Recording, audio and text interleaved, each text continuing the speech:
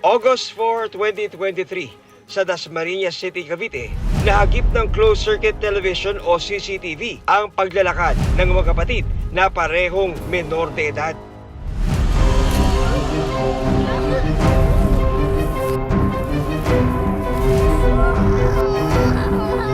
Pero ilang oras ang lumipas, natagpuang walang saplot at naghihingalo dito sa Barangay Burol Main sa Dasmariñas, Cavite ang dalawang magkapatid na parehong menor de edad. Talagang pilit niyang lumaban, pilit niyang kumawala sa isang sitwasyon. Ang ginawa niya, pagulong-gulong siya ng ganon. Sino ang nasa likod ng kalulos-lulos na sinapit ng dalawang paslit? Samahan ninyo ako sa pagtuklas sa katotohanan sa paghahanap ng katanungan sa likod ng krimeng ito. Magandang hapon. Ako si John Consulta para sa Pinoy Crime Stories.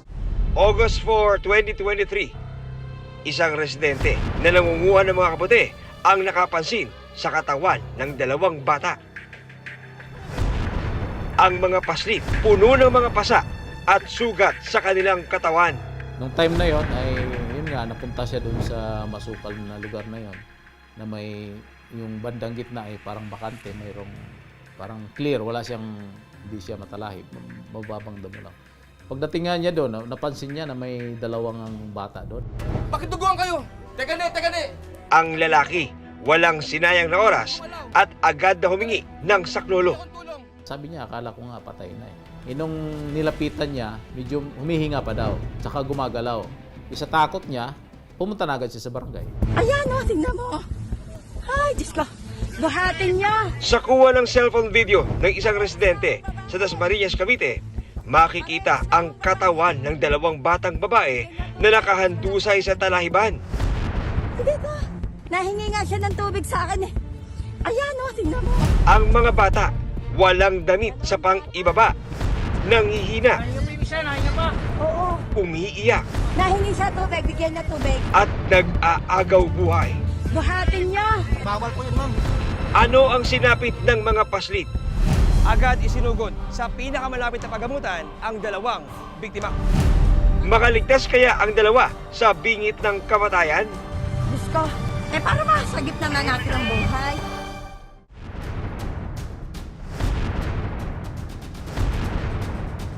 August 4, 2023, nang matagpuan na nag-aagaw buhay ang dalawang bata. Sa masukal na talayban sa Dasmariñas City, Cavite, ang mga paslit walang suot na damit pang ibaba. Tad-tad din ng mga sugat at pasa ang mga biktima. Saan banda sir yung nasa video? Dito po yon, itong portion na ito, tatandaan mo yan. Ito, parang bakante na ito. Dito na sa area na to. Dito. Dito yung video natin. Si Maria dito. Si Maria. Actually, nung nakita sila ng isang witness natin, yung witness natin na yun ay nangangaputi siya dito. Yung 8 years old natin. Chini, Gumapang siya. Oo. talagang pilit niyang lumaban, pilit niyang kumawala sa isang sitwasyon. Ang ginawa niya, pagulong-gulong siya ng ganon, so nakarating siya doon. Okay. Pero hindi na siya nakakatayo. Ayan o, tingnan mo. Ay, Diyos ko. Buhatin niya. Parehas na akong babae. Agad silang dinala sa pinakamalapit na ospital. Samantala, nung mga oras na yun, Chili, Maria, asan na kayo? hinahanap naman ni Yolanda, hindi niya tunay na pangalan, 35 years old, ang dalawa niyang anak na sina Chini, 8 years old, at Maria, 4 years old. Hindi nila tunay na mga pangalan. Chili, Maria! Nay, hindi niyo po ba kasama yung dalawa? Ha? Hindi. Eh di ba sabi ko sa'yo, nabantayan mo yung mga kapatid mo. Pagkagising ko po kasi, wala na po sila. Ha? Eh bakit nasaan? Nung bandang 12, bumili pa ako. Tapos hinahanap ko po anak ko. Sabi ko naman po, wala po sumusunod sa akin. Inano ko po sa 12 years old kong anak. Tinanong ko, nakita niya po, sabi niya rin po, sumunod at di niya rin daw po alam. Simula nung pagising niya, di po niya nakita. Sa kalagitnaan ng kanilang paghahanap, dumating sa kanilang bahay ang isang kawani ng barangay. Nandito po ba yung mga anak ninyo? Hindi nga, wala nga eh. Kanina ko pa hinahanap. pagdating po ng mga barangay, ano ho yung sinabi po ng mga taga-barangay sa inyo nung magkita po kayo? Dalawang batang kalilitan, may nakita. Ayun po, yun, bago tinakbo na po nila ako sa daska, sabi ko, Noy, baka yun yung anak ko. Kasi sumunod daw sa akin, na hindi ko naman po nakita dun sa palengke. Dalawang bata kasi na dinala sa ospital kanina. Parang sina Jenny at Maria. Mamatay ka! Halika, sumama ko! Pero may kutob na ho kayo, alam po ka, yun yung dalawang anak po ninyo. Medyo kinakabahan na ho kayo ng mga panahon na yun. Ano sabi po kasi ng nanay ko, sumunod daw po sa akin. Sa sinabi ng nanay ko po, may natagpuan dalawang bata. Kinabahan na pa ako dun. Agad na nagtungo sa ospital si Yolanda. Dok, ano ba nangyari sa anak ko? Makakaligtas ba sila, Dok? Dok, sabihin mo sa kanila ano nangyari sa mga anak ko! Sa ngayon ho, hindi pa po namin alam ang eksaktong nangyari pero matindi ho ang pinagdaanan nila. Tila pinalo sa bibig, may marka ng sakal sa leeg, may hematoma at open wounds. May suspecha rin kaming sila ay nagahasa.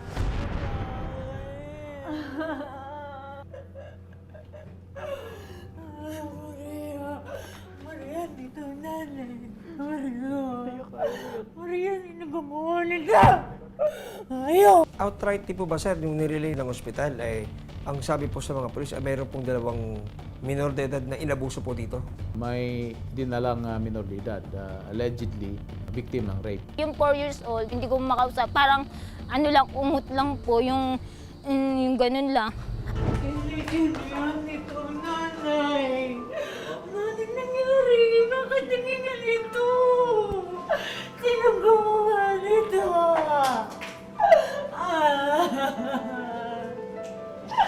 Jenny! Anak ko!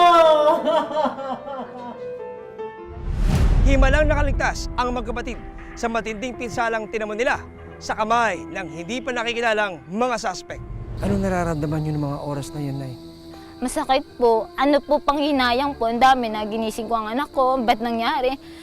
Yung mga ganun po. Gaano po kasakit bilang ina na makita niyo po yung mga anak niyo na gano'n ang sitwasyon po nila? Masakit po kasi nangyari po sa anak ko yun, yung 4 years old. Kung makikita ko nga lang po yung time na yun yung gumawa nun, ewan ko po kung ano nagawa ko. Dumating ang mga pulis sa ospital at sinimulan ang investigasyon. Kailan niyo po sila nakita? Huli ko po silang nakita kaninang umaga lang. Bago po ako magpunta ng palengke para po mamili po ng mga gulay na pangbenta ko. Pagising ko po, wala na po sila. Naisip ko po baka pumunta po kay nanay. Titignan po namin ang CCTV sa location. Sige ho. Salamat po. Nakuha namin yung information ay about mga past 2 p.m. na. Ano ang tunay na sinapit ng magkapatid? At sino ang may gawa nito sa kanila?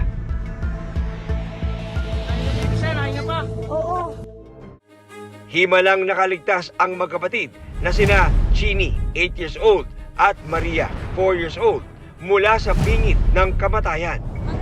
Ang dalawang bata natagpuang nag-aagang buhay sa masukal na lugar sa Dasmariñas City, Cavite.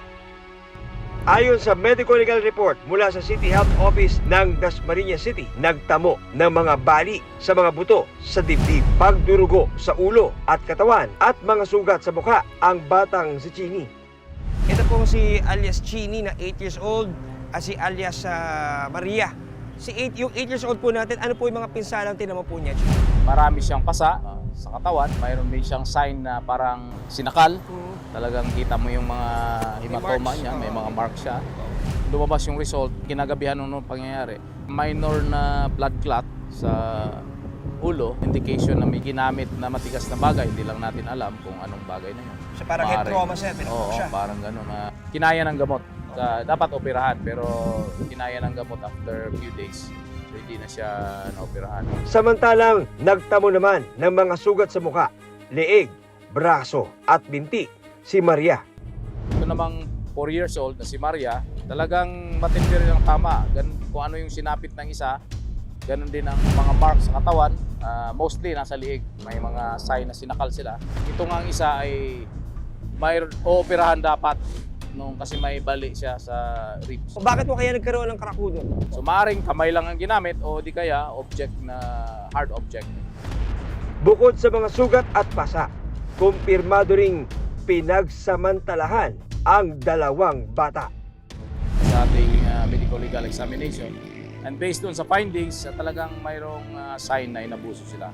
In fact, si Chini, yung 8 years old, ay kailangan pang tahiin yung private part niya para lang maibalik dun sa normal.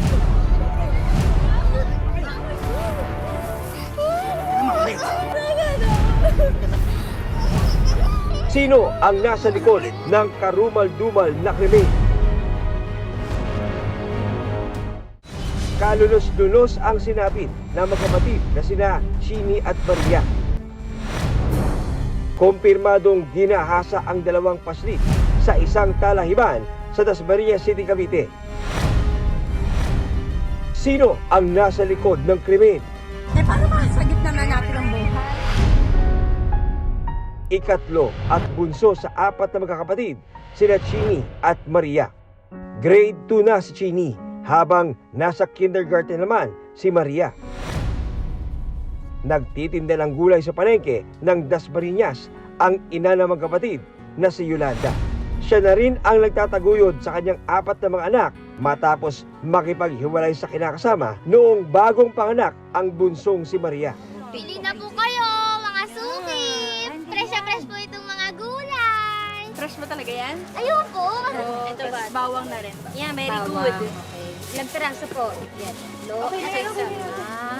Ito, magkano pa ate? Ito, ano na, 20 na lang para sa'yo. Thank you po. Balik po kayo. Kwento ni Yolanda, nakasanayan na ng mga anak niya na pumunta sa palengke tuwing umaga. Isingin mo na lang kapag mag-aagahan na kayo, ha? Sige po. Sige. As na ako. Sige po. Ingat po kayo, Nay. Okay.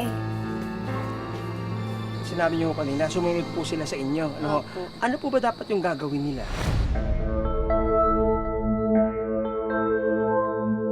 Sabi ko po sa kanila, pag nakaramdam kayo ng gutom, sumunod kayo, magdala kayo ng pumunta kayo doon. Tapos, minsan po, pag napunta, may dalang gulay. Opo. Yung malunggay nga po. Mula nga sa kanilang bahay ay dumiretso nga yung magkapatid dito sa mismong kalsadang ito patungo dapat sa isang palengke kung saan nagtitinda ang kanilang ina. Ang layo nito mula sa kanilang bahay papunta sa palengke ay may distansyang 3 hanggang 4 na kilometro. Sir, dito po sa lugar po natin ito, ano po ba yung mga naganap po dito bago nangyari actual na krimen dito sa Bacanteng Norte? Naglalakad yung dalawang bata natin.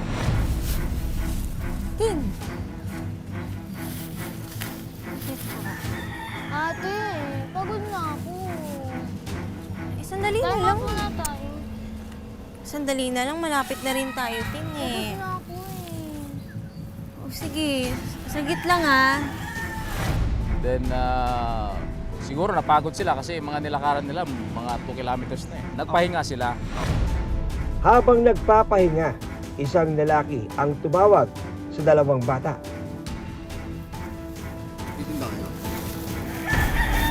Opo. Sa pagpapatuloy ng investigasyon ng Dasmariñas City Police, napasa kamay nila ang mga kopya ng closed circuit television o CCTV. Sa kuwang ito ng CCTV, makikita ang pagdaan ng magkapatid na Chini at Maria habang daladala ang malunggay at mais papunta sa palengke. 7:43 dun sa CCTV niya.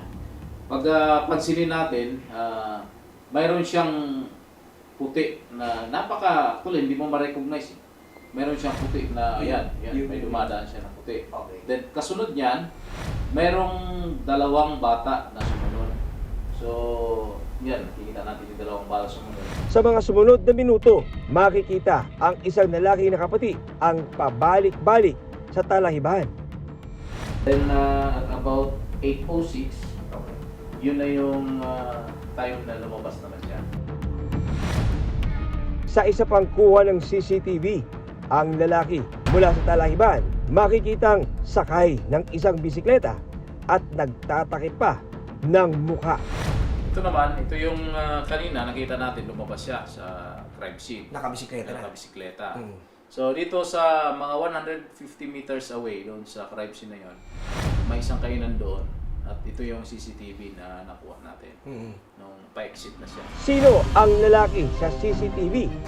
Mabayaran ko kayo doon.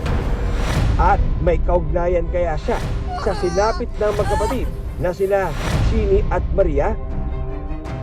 Ito po yun. Sa pagpapatuloy ng investigasyon ng mga pulis matapos dalhin ang magkapatid sa Talahiban.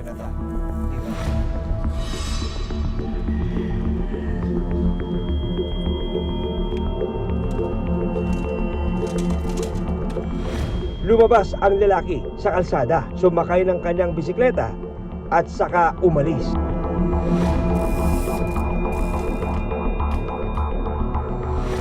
Sa isa pang kuha ng CCTV, makikita ang pagdaan ng parehong lalaki sakay ng bisikleta habang tinatakpan ang kanyang mukha. Ayan, ito siya. Yung sunod. Ayan. Pa-exit na siya. Galing siya dito sa crime scene. So, yun pa rin yung suot niya. Then, tracking going to Aguinaldo Highway siya. So, sinusundan natin. Napasa kamay ng mga pulis ang iba pang mga kuha ng CCTV kung saan dumaan ang lalaki sakay ng bisikleta. Wala siyang pangtaas. Hindi na natin tinigilan yan. Talagang sinusundan natin. Mayroong mga time na walang CCTV. Intersection, walang CCTV. So, kailangan nating i-explore lahat yung direksyon para sundan lang natin kung saan siya pumunta. Napagtagpi-tagpi ng mga pulis ang mga kuha ng CCTV hanggang sa matukoy nila na dumiretso ang lalaki sa isang construction site sa General Trias, Cavite. Dito na rin siya inaresto ng mga pulis. Aljon Iso. Aljon Iso, arestado ka. Naaresto ka namin sa salang pagnagasa.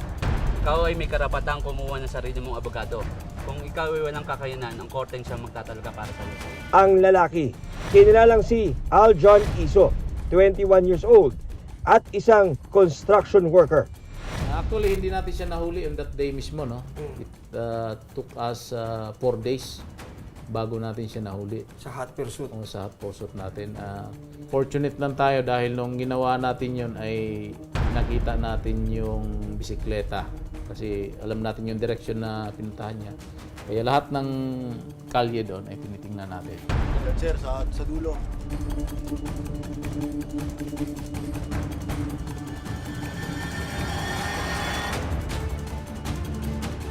Sa pagkakahuli sa suspect na si Aljon, dinawit nito ang isa pang suspect na kinalang si Mark Lester Gagasin, 21 years old.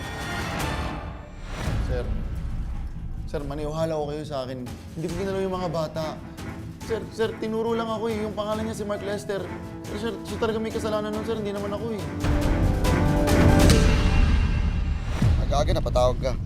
Ayon sa salaysay ni Aljon Iso sa mga pulis, Ayan yung mga batang yan, laging dumadaan yan dito eh. Lapitan mo, tapos palapitin mo dito. umaga bago nangyari ang krimen, inutusan siya ni Mark Lester na abangan ang magkapatid na sina Chini at Maria na dadaan malapit sa Talahiban.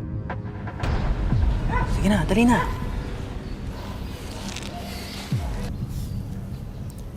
Ilan ba tayo na? Tingnan na.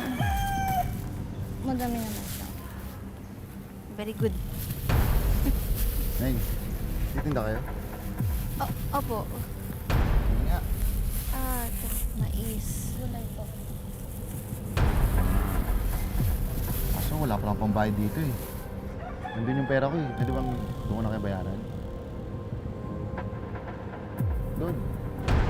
Mabayaran ko kayo doon. Sige po. Diyan lang naman po. Dito lang. Tara. Nagpahinga sila.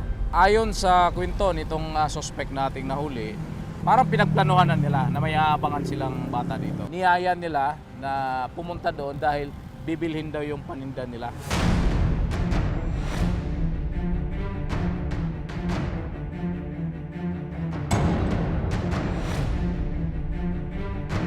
Ate, balik na kaya tayo.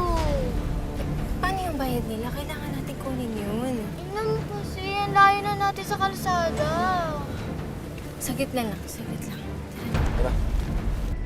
Nang madala raw niya ang dalawang bata sa talahiban, sinabihan siya ni Mark Lester na siya na ang bahala sa dalawang bata. Sige na pre, ako na bahala dito.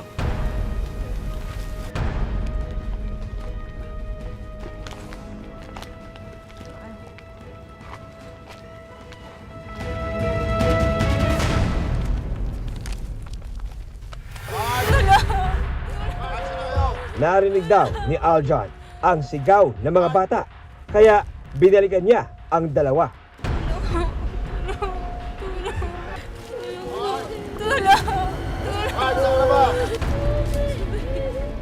Hindi na raw niya nakita ang kasamahang si Mark Lester sa pinangyarihan ng krimen.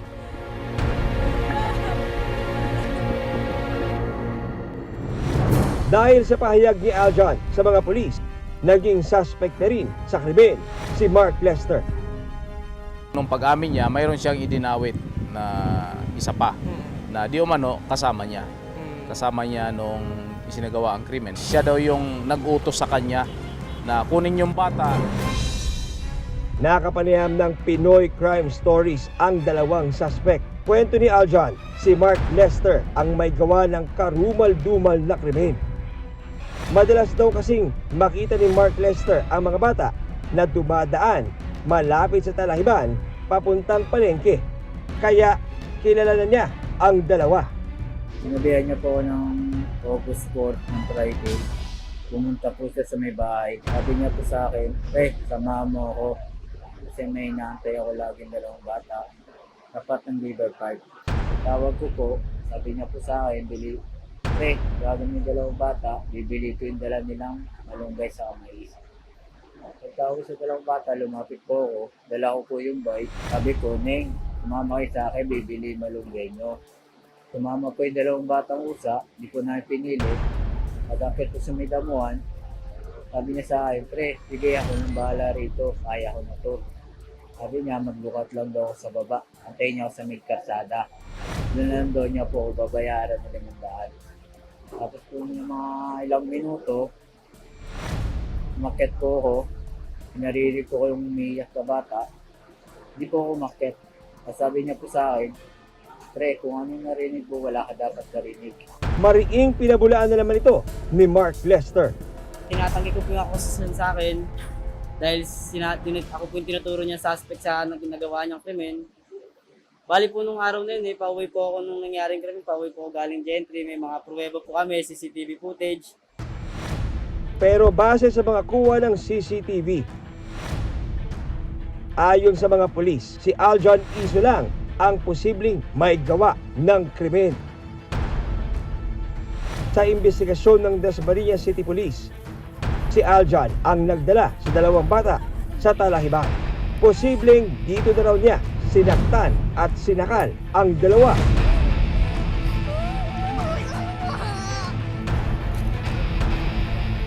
Hanggang sa mawalan sila ng malay. Nang akalaing patay na ang mga biktima, dito na raw niya hinalay ang magkapatid.